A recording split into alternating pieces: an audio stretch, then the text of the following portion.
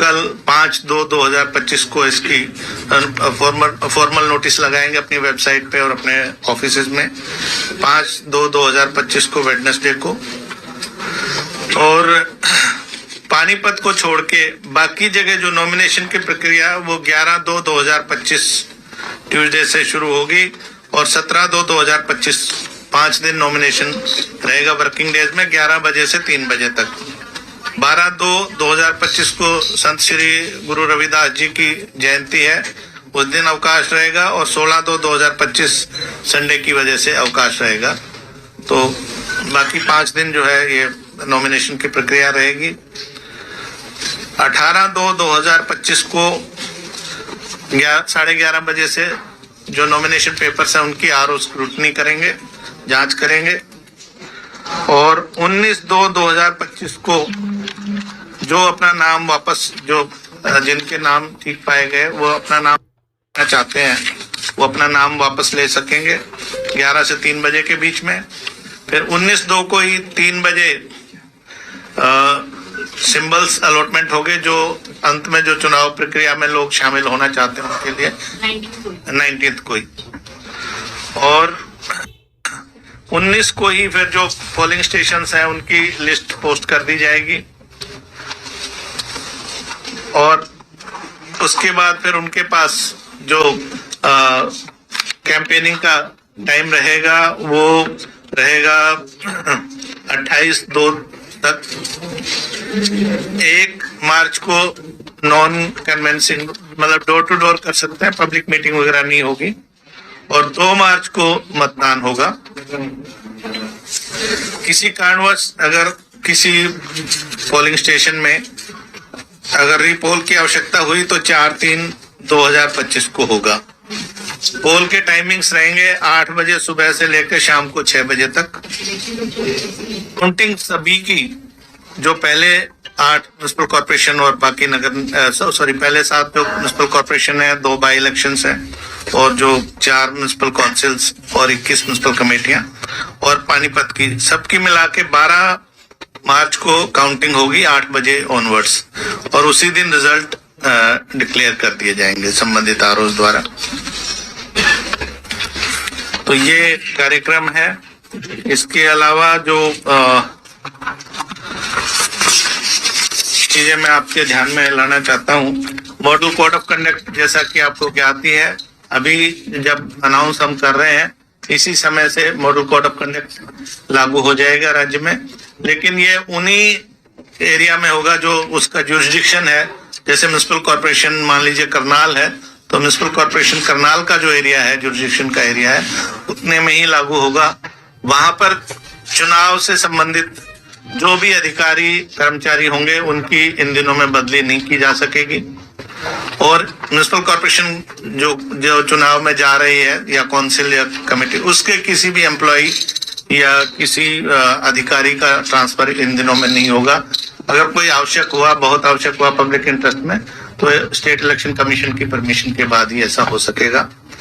इन संस्थाओं में इन दिनों में किसी नए काम की घोषणा नहीं होगी, कोई नींव पत्थर नहीं रखा जाएगा, कोई उसका उद्घाटन वगैरह नहीं होगा।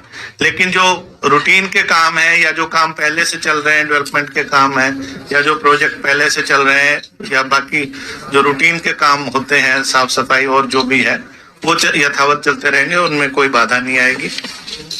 जहां तक एजुकेशनल क्वालिफिकेशंस की बात है, आपको पता है वर्ष 2016 में राज्य सरकार ने कुछ एजुकेशनल क्वालिफिकेशन कैंडिडेट्स के लिए पहली बार हरियाणा राज्य में रखी गई थी। मेयर जो कॉर्पोरेशन के हैं उनके लिए जो अनरिजर्व कैटेगरी है उनके लिए 10वीं पास है। विमेन और एससी कैंडिडेट के लिए 8वीं पास है। एससी विमेन के लिए भी 8वीं पास है। मेंबर जो कॉर्पोरेशन है, म्युनिसिपल कॉर्पोरेशन, उनके लिए भी 10th है। और विमेन या एससी कैंडिडेट या एससी विमेन कैंडिडेट उनके विमेन या एससी कैंडिडेट के लिए 8th पास है, विमेन किसी भी कैटेगरी की। और एससी विमेन के लिए 5th पास है मेंबर में।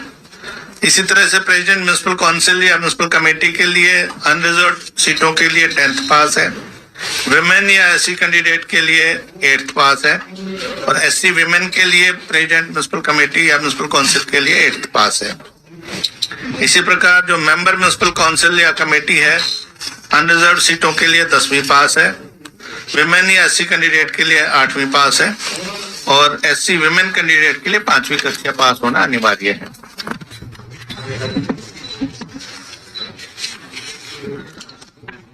वोटर लिस्ट, जैसे कि मैं पहले भी आप लोगों से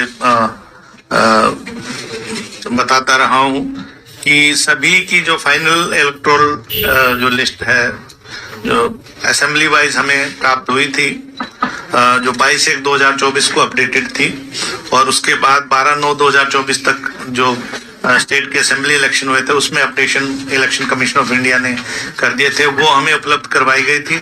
उसी को आगे हमने वार्ड वाइज जो है जिस भी कमेटी या काउंसिल या कॉर्पोरेशन है उसमें डिस्ट्रीब्यूट किया है।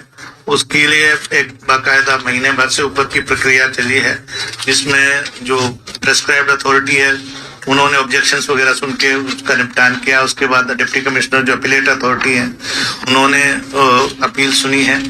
उसके बाद अगर फिर भी कोई कैंडिडेट रह जाता जिसका नाम विधानसभा की सूची में है और वार्ड की सूची में नहीं आया है, तो रिटर्निंग ऑफिसर को वो फॉर्म ए भर के दे सकता है, और उसका वेरिफिकेशन के बाद उसकी वोट बनाई जा सकेगी लास्ट डे ऑफ नॉमिनेशन तक। और मेरी आप सब के माध्यम से भी आज भी अपील है सभी मतदाताओं से, इन सभी संस्थाओं के, कि वो भारी संख्या में अपने मत का प्रयोग करें ताकि वो अपने मनपसंद का कैंडिडेट चुन सके जो उनके विकास कार्यों में रुचि ले, और हम इस तरह से ग्रास रूट डेमोक्रेसी को मजबूत बनाएं।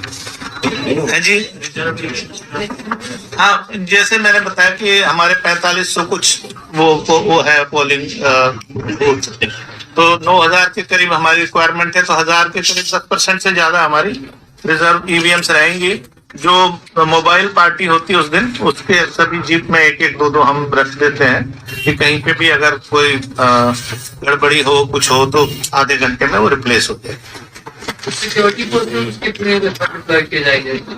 ये we leave it to the SP concern, तो उसमें सफिशिएंट रहेगा उसमें। और जहाँ पे मैंने बताया कि कहीं पे सेंसिटिव या हाइपर सेंसिटिव पोलिंग बूथ्स की अभी लिस्ट आनी है डिप्टी कमिश्नर से, वहां पे एक्स्ट्रा की व्यवस्था होगी। उसके अलावा मोबाइल पेट्रोलिंग पुलिस पार्टीज भी रहेंगी, और कुछ इंटेलिजेंस बेस पे जो पहले से कुछ अपराधी किस्म के जो प्रवृत्ति के लोग हैं उनके खिलाफ पहले से कार्रवाई होगी, और आर्म्स एक्ट वगैरह में भी जो कार्रवाई बनती है वो रहेगी। आर्म्स वो डिस्ट्रिक्ट मजिस्ट्रेट पे हम छोड़ते हैं कि अगर वो समझते हैं कि भी किसी प्रकार का अंदेशा हो सकता है तो वो कार्रवाई ला सकते हैं। They are free to do all normal जो भी उनका सीजर का है और इस तरह की एक्टिविटीज और कैंडिडेट पोर्टल में होंगे, क्योंकि कैंडिडेट जो है अपने नॉमिनेशन के साथ भी लिस्ट देगा कि ये केसेस उनके खिलाफ पेंडिंग है या चल रहे हैं कोर्ट।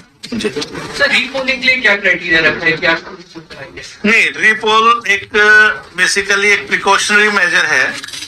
वैसे तो इसमें कई सारी चीजें होती हैं कि कहीं पे 2 घंटे से ज्यादा मान लो पोलिंग नहीं रही हो पाई, मशीन खराब थी, हंगामा हो गया, कोई और झगड़ा हो गया किसी वजह से, तो प्रिजाइडिंग ऑफिसर की डायरी आती है, उसमें वो रिकमेंड करते हैं कि जी यहाँ पर जो है नॉर्मल रूप से मतदान नहीं हो पाया और ये न्यायोचित होगा कि यहाँ पर रीपोल कराया जाए। तो ही और फिर जो ऑब्जर्वर्स होंगे अगर वो भी कोई ऐसी चीज पाते हैं तो उनकी रिपोर्ट भी शाम तक हमारे पास आएगी, तो उसमें होगा। आमतौर पर जो आपने देखा होगा कि पिछले पंचायत चुनाव में भी कहीं भी हमें रीपोल की आवश्यकता नहीं पड़ी, और उससे पहले जून 2022 में भी हमने इलेक्शन करवाए थे, कहीं पे भी रीपोल की आवश्यकता नहीं हुई थी। तो कहीं से डिमांड आती है तो फिर प्रिजाइडिंग ऑफिसर की डायरी, ऑब्जर्वर की रिपोर्ट और वो सारे हालात, बाकी मीडिया से भी पता लग जाता है। कहीं पे अगर कोई ज्यादा हंगामा होता तो डेफिनेटली आजकल लोग हमें वीडियो क्लिप भी बना के भेजते हैं और SMS व्हाट्सएप वगैरह भी करते हैं। सरकारी नौकरी चाहिए, चलो ICS। 1 साल की फीस 6,000 रुपए। हमारे रहते आप बेरोजगार क्यों हैं? सरकारी नौकरी की सबसे अच्छी तैयारी, सबसे अच्छे अध्यापक, सबसे कम फीस, हरियाणा का नंबर 1 कोचिंग सेंटर ICS। संजीवनी अस्पताल बाल एवं शिशु रोग, general surgery, plastic surgery, neuro surgery, नेत्र रोग, फिजियोथेरेपी, स्त्री एवं प्रसूति रोग, हृदय एवं शुगर रोग, हड्डी एवं जोड़ रोग, कार्डियोलॉजी, दंत रोग, इमरजेंसी चिकित्सक सुविधाओं में एक भरोसेमंद नाम है। ICU, NICU, cath lab, hair transplant, private कमरे, urology, CT scan, laparoscopy, accident, trauma, heart attack, जले का इलाज, डायलिसिस की सुविधाएं उपलब्ध हैं। सभी मरीजों को खाना फ्री दिया जाता है। आयुष्मान भारत हरियाणा सरकार और रिटायर्ड फौजी भाइयों के इलाज, इंश्योरेंस और TPA पैनल पर सभी सुविधाएं उपलब्ध। पूछताछ मोबाइल नंबर 7027566691